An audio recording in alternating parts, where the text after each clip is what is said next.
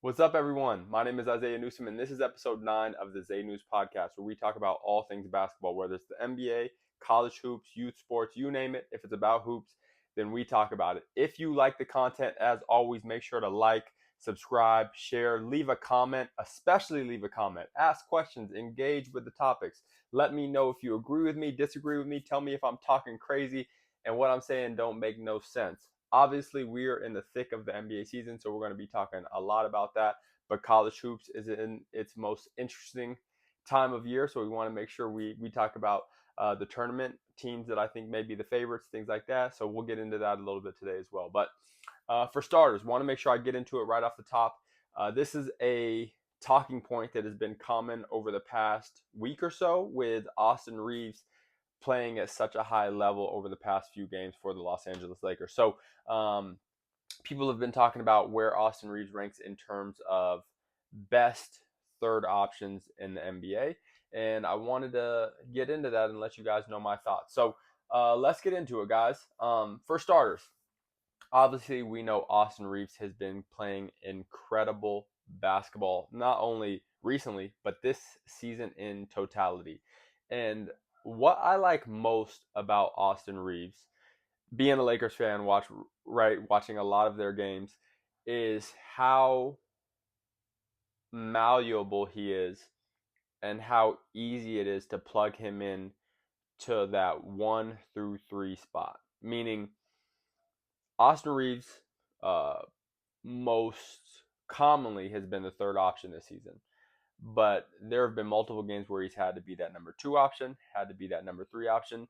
And the way that he can just flow into each of those roles and become that is extremely impressive. There may be guys who are better at any one of those 3 options than him, but I don't think there is anybody who plugs into each of those options as well as him, if that makes sense. Meaning he is just as great as of a number 1 option as he is a third option as he is the second option, essentially, is what I'm saying, right? His adaptability is what I think gets missed in these arguments, and he has been able to adapt to new superstars, new situations, guys coming in the lineups, guys coming out of the lineups, and maintain the same, if not better, levels of production, which is very hard to do. So when you're talking about ranking these guys, there may be guys who are better than him. Evan Mobley comes to mind. I think Evan Mobley has more upside. He's extremely impactful on the defensive end of the floor, probably going to be defensive player of the year. Evan Mobley might be a better player with higher upside than Austin Reaves. But I don't think if Darius Garland goes out, if Donovan Mitchell goes out, that Evan Mobley gets plugged into that number 1 role. He's going to look as good as he does in that third offensive role, even though he's their second best player, right? And largely due to defense, right? I don't know if you can plug him into that number 1 go-to guy role on the offensive end of the floor and have him be as effective as we have seen Austin Reaves be. And I think that speaks true for a number of guys. Norman Powell was another guy who came up in debates that I've seen recently. Who's better out of those two? Norman Powell may be better in that third role or second role, whatever role you want to say. I think he's been. See, that's the thing. Norman Powell, if we're being honest, has largely been more of a second option this season because Kawhi's been out for the majority of the season. So we haven't really seen him be the third option and what that looks like for the Clippers just yet because when Kawhi came back, Kawhi was still on a minutes restriction, and then Norman Powell goes down, right? So now he's coming back. We will get a true idea of what he looks like in that third option and with the moves that they made during the trade deadline. So that should be interesting. But with that being said, I don't think Norman Powell would be as good of a number 1 option as Austin Reaves is shown to be, right? Or as good of the primary ball handler that Austin Reaves is shown to be, right?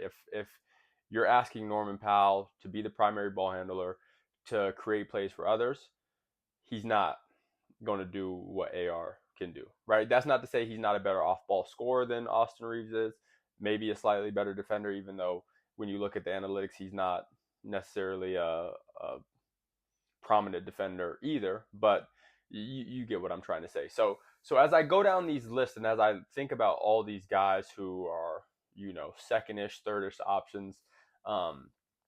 One thing that I think Austin Reaves excels at that these other guys do not is just his adaptability and the way that he can be plugged into all of these roles. I've seen him even take a step back to Rui in games and be extremely effective and still do make winning plays down the stretch, right? And be the fourth guy, I guess you would call him, right? Like, how many guys can do that as effectively as him? I'm not confident there are many. Maybe there's one that I'm missing. Maybe there's one that I haven't thought of. But in terms of the level that he's playing at on the team that he's playing for, the success that they're having, and his ability to just transition through these roles is extremely impressive again. And I just got to reiterate that because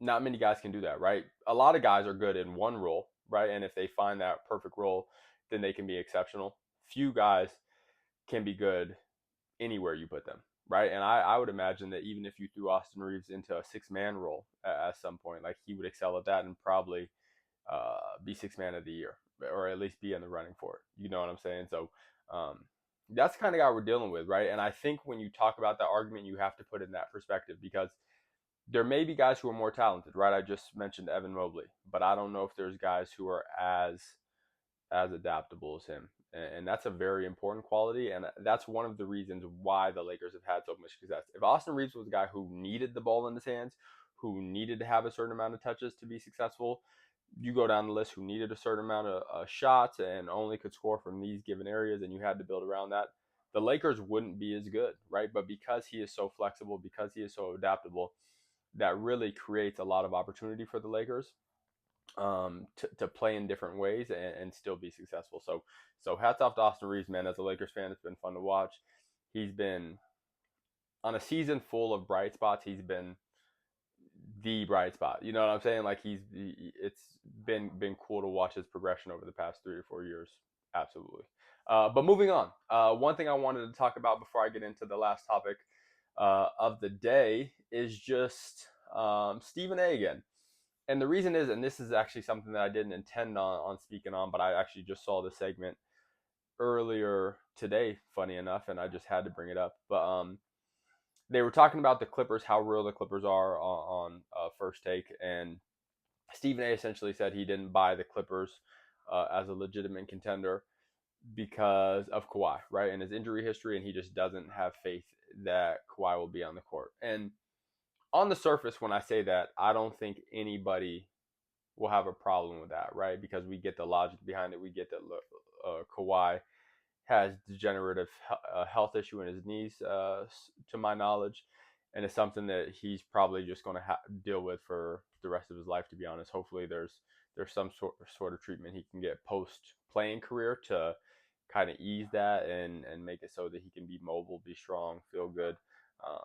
But I imagine there's just nothing during his playing career that can be done without him having to sit out for significant times, like years, to really make that better. But that's besides the point. So that was the general sentiment of the argument. But I don't know if Stephen A doesn't realize this. He's such an intelligent guy. You would think that he does. But your delivery matters, right? And when you talk about delivery, I go back to what we talked about last week with how he delivered that message to LeBron, right? LeBron, I'm pleading to you as a father, right? Don't let your son play on an NBA court. It's going to ruin his, whatever he said. You know what I'm saying? Just completely missing the mark on his delivery. Maybe being captivating, maybe getting more eyeballs on it, maybe spiking the viewership, all that sort of stuff, which ultimately, does wonders for his show, but doesn't always come across as genuine, doesn't always come across as real, and doesn't always come across as you have the athlete's best intention. Like, you don't have the best intentions in mind when you're speaking about these athletes, who, by the way, are the reason that you even have this platform, right? You are not the guy, right? The athletes are always going to be the guy, right? You talk about the athletes. That is your job as a journalist, as a sports analyst, right? You are always a byproduct of what these athletes are doing on the court. You know what I'm saying? So when you do these sorts of things, and when you come across in a disingenuous way, or when you come across with malice, which today when he was talking about Kawhi, it felt almost malicious to a certain extent. Right now, he didn't say anything degrading. He didn't say anything that would make you like go whoa, but like his tone, his demeanor, the way he is critical of these guys, especially a guy like Kawhi, who historically, as we've heard locker room guys talk about him, as we've heard coaches talk about him, is one of the hardest working guys in the room. And knowing his injury history, how he does have a degenerative knee issue, it just comes across as weird. It comes across as inauthentic. It comes across as just, again, malicious, right? Because it's almost as if you're questioning a guy's character, right? Like he doesn't want to be on the court, right? And that's always the tone I get, and that's always the picture I feel like Stephen A is trying to paint when he starts talking about these guys who historically have had injuries in this way, right? Particularly Kawhi, and you can go back to Kyrie, how these guys having issues who have historically shown that they want to play, that they will play, that they'll they work their butts off, they put so much time and effort into the game, to be minimized like that, right? And you come across as a hole for the views, for the clicks, to incite some sort of emotion inside these guys, that not the players per se, but in the fans, all that stuff, people listening to a show, just comes across as very weird to me. And the reason I'm bringing all this up is because it just kind of hammers home the point that we were making last week in talking about the LeBron situation, that when you do this enough, eventually you're going to start to dig yourself into a hole, and dig yourself into a hole in the form of what I said last week was relationships, right? Right? There's only so many players who are going to continue to allow you to talk in this way about them, about their peers, before you do something that's detrimental to those relationships. And I would imagine in that field, and maybe Stephen A is just so big now that it doesn't matter. He can not. That's not to say that he has to filter himself, or something like that, but maybe he's so big that it doesn't matter. But eventually, that stuff can come around to bite you in the butt. And that's why I think you have to be more thoughtful for a guy who, I mean, and this is a guy who talks, on TV every day for hours a day. I can get why there would be some bad takes in there, but that doesn't necessarily mean there needs to be malicious takes in there, or takes that just come across as arrogant, takes that come across as um, just attacking one's character, I guess is the best way that I can put it. So that just rubbed me the wrong way, and it just kind of hammered in that point that we were trying to make, and people have been making over the past couple of weeks in response to what had happened with LeBron. Now he's talking about Kawhi and injuries and stuff like that. Again, you can say things truthfully without saying things in an attacking manner, right? You can say Kawhi's injury history leaves me skeptical about the Clippers' chances of making a deep playoff run, just because we don't know if he's going to be available. Easy. Say it that way. We understand.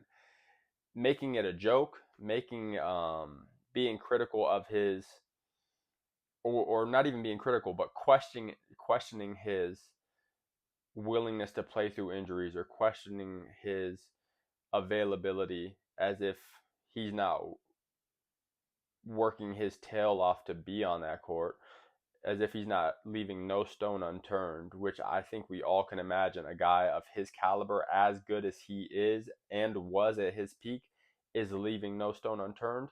It just comes across the wrong way. You know what I'm saying?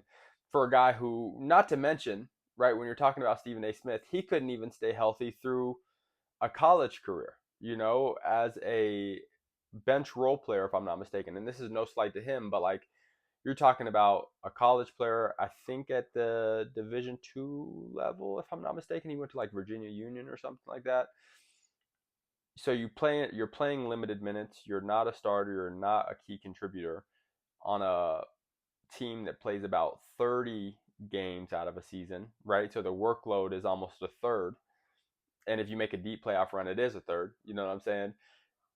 And he couldn't stay healthy. But then you're criticizing Kawhi, who has put miles and miles more of basketball at the highest level, right? The highest level you can get to, has been unlucky with a very severe injury to his knee, and you're questioning his availability, right? And his willingness to battle through some of these things that could potentially hinder him for his life, right? You see how Dirk walks after um, in and out of arenas now, right? He's talked about it. He's alluded to that last season or two probably wasn't the best thing for my long term physical health, right? Because I just can't move the same anymore. You know what I'm saying? Like, you're questioning that out of a guy who has been so productive, during his NBA career. If there's one thing you can say about Kawhi, right, through the injuries, through it all, for the time he does play, he maximizes it, right? It's not always ideal. He's in and out of lineup sometimes,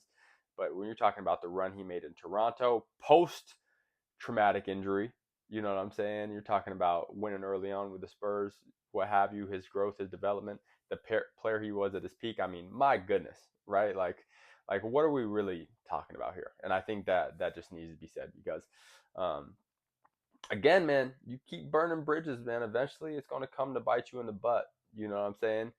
People don't listen to you just because of you. You know what I'm saying? They listen to you because of your relationships. They listen to you because the stories you have from being in the NBA for so long, right? It's not just because you're interesting, right? You are a very articulate person who does a good job of storytelling, who does a good job of painting pictures and articulating yourself, all this sort of stuff.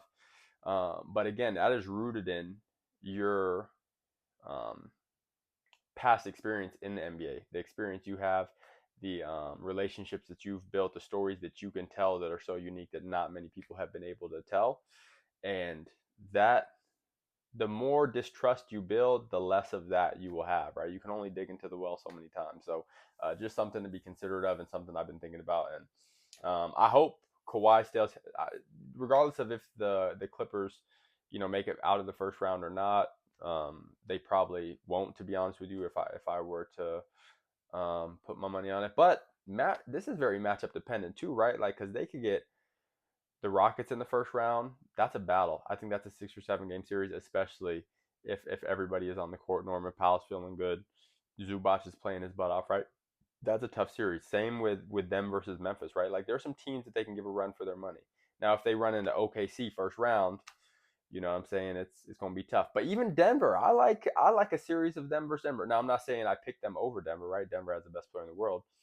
But you got Zubac matching up with Joker, right? Joker has to guard a center. You got a center that can be physical with Joker, right? You got guards who make it so Jamal Murray is not the best guard on the court. He can be in a given game, but I don't think, based on this season's production, he's been better than James Harden. And Norman Powell can even, be a wash with that. You know what I'm saying? So that's an interesting series in itself as well with how Denver's been playing. So I wouldn't, you know, I wouldn't put it past them to up somebody in the first round. I mean, if you run into OKC, you run into OKC. There's only so much you can do. But there's a few teams that I think they stand a fair chance against. You know what I'm saying? Especially if they're playing their best basketball. So be interesting to see.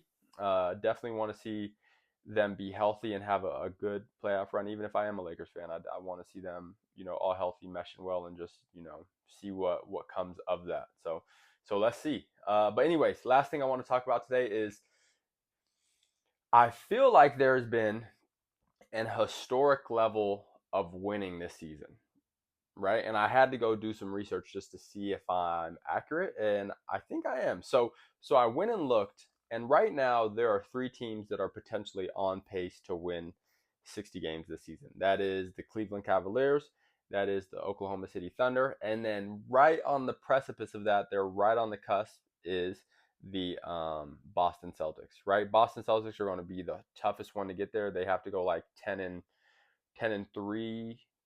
I think, over like their last 13 to 14 games, if I'm not mistaken.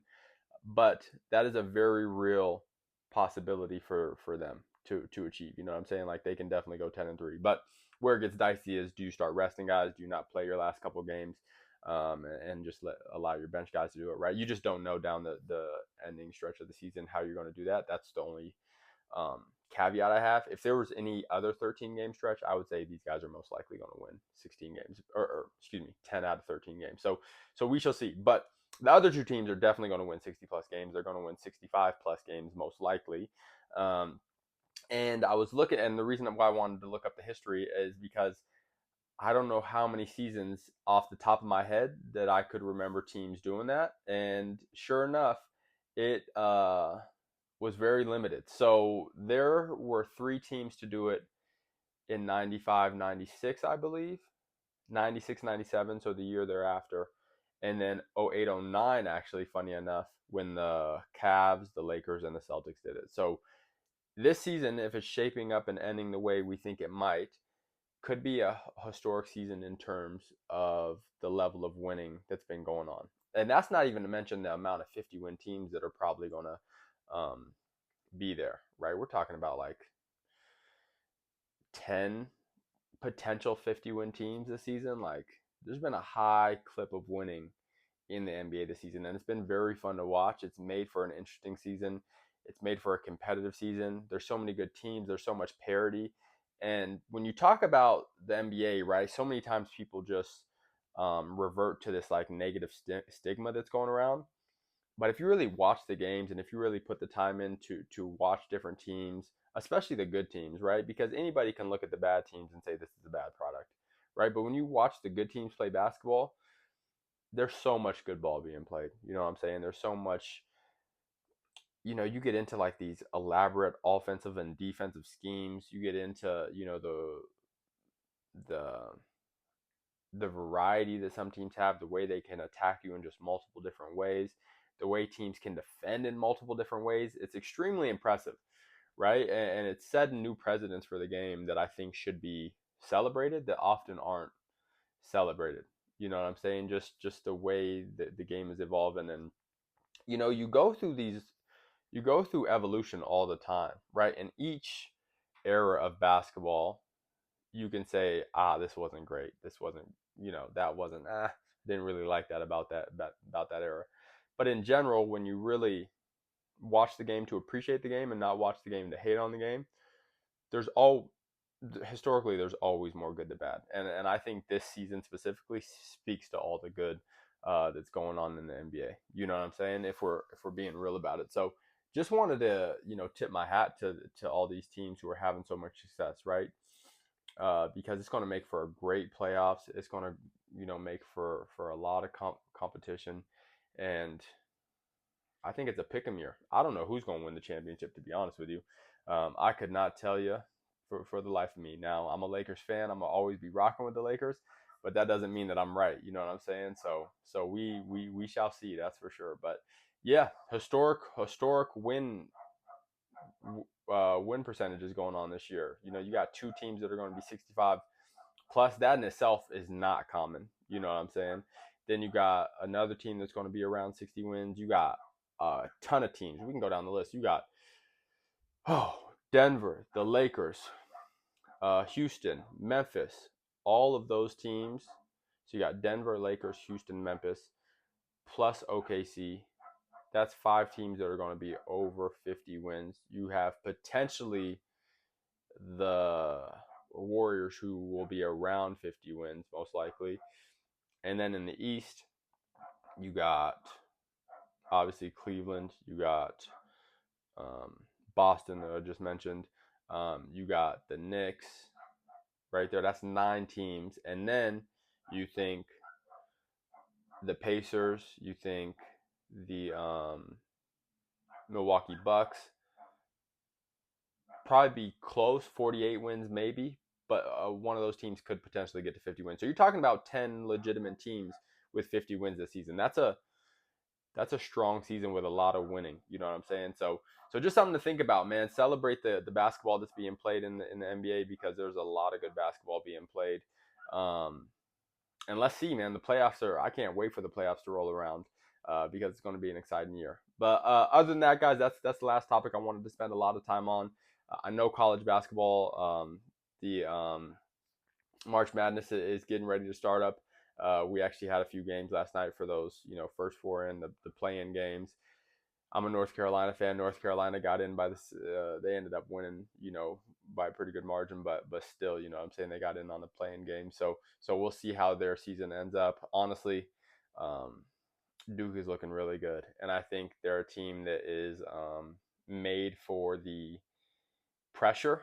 You know what I'm saying? The way they've been playing all season. So I think Duke is going to definitely make a deep run and be there towards the end of the tournament.